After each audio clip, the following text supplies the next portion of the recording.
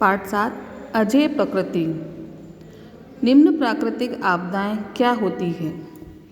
प्रकृति ईश्वर की अद्वितीय रचना होने के कारण अजेय है।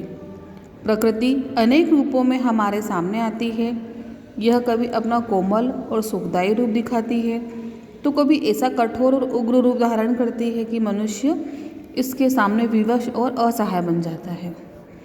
मनुष्य ने प्रकृति को अनुकूल बनाने के असंख्य प्रयत्न किए हैं, किंतु अभी तक वह केवल गर्मी तथा सर्दी से स्वयं को बचाने के लिए वातावरण को अपने अनुकूल बना पाया है।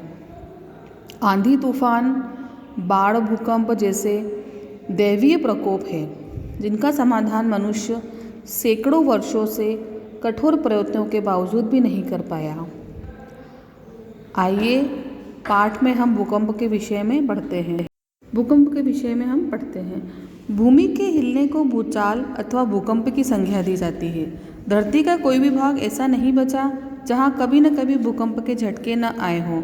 भूकंप के हल्के झटकों से तो विशेष हानि नहीं होती, परंतु जब कभी जोर के झटके आते हैं तो यह प्रलयकाली दृश्य उपस्थित कर देते हैं। भूकंप के विषय में लोगों के भिन्न भिन्न मत हैं। भूगोल शास्त्री का मत है कि धरती के भीतर तरल पदार्थ है। वह जब अंदर की गर्मी के कारण तीव्रता से फैलने लगता है तो पृथ्वी हिल जाती है। कभी कभी ज्वालामुखी का फटना भी भूकंप का कारण बन जाता है। इसके अतिरिक्त अर्थशास्त्रियों का तर्क है कि जब पृथ्वी पर जनसंख्या आवश्यकता से अधिक बढ़ जाती है तो प्रकृति उसे संतुलित करने के लिए भूकंप उत्पन्न करती है।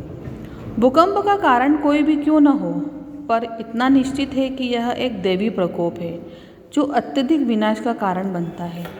यह जानलेवा ही नहीं बनता, बल्कि मनुष्य की शताब्दियों सहस्राब्दियों की मेहनत के परिणाम को भी नष्ट भ्रष्ट कर देता है। भूकंप से हजारों लोग मौत के मुंह में समा जाते हैं।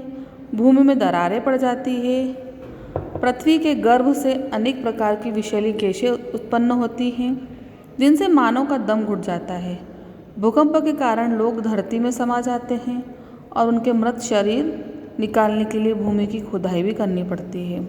यातायात के साधन नष्ट हो जाते हैं। बड़ी बड़ी इमारतें ध्वस्त हो जाती है। लोग बेघर भी हो जाते हैं। लोगों की जीविका के साधन प्रायः नष्ट हो जाते हैं और जीने के लाले पड़ जाते हैं। सन 2001 में गुजरात राज्य में आया भूकंप सबसे अधिक हानिकारक सिद्ध हुआ। आज भी उस भूकंप की करुण कहानी सुनते हैं तो हृदय कांप उठते हैं।